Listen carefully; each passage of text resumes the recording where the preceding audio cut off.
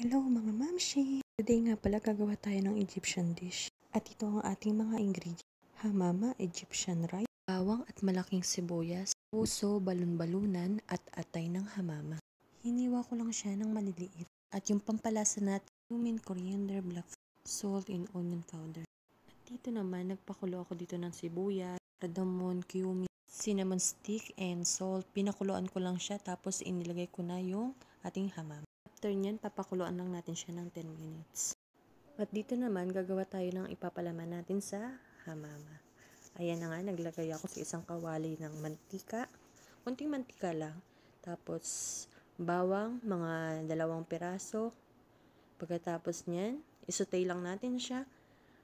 Tapos nilalagay tayo ng sibuyas. Isang malaking sibuyas, kailangan maraming sibuyas. Mas masarap kasi siya. After nun, yung balon-balunan ng puso at yung atay. Lulutuin lang natin siya ng half cook. After nyan, yung Egyptian rice na binabad natin. After nyan, naglagay ako dyan ng seasoning. After nyan, halo-halo lang, mix lang.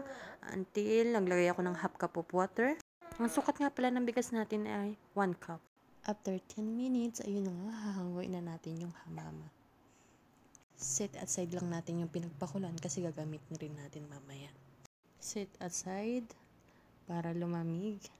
Ayan na nga. Masyadong mabilis ang transition natin. Ayan na. Tayo ay magpapalaman na. Ayun na nga. Nagkabulol-bulol na ang mamshi nyo at nagka-pilipit-pilipit na ang dila kaka-voice over. So, napakahirap pala talaga. After natin mapalamanan at maisara, papakuluan ulit natin siya ng 20 minutes. After nun, pwede mo siyang i-air fry or iprito. Depende sa'yo kung ano ang gusto mo. Woo! After nyan, voila, finish na. Kain tayo mga mamshis.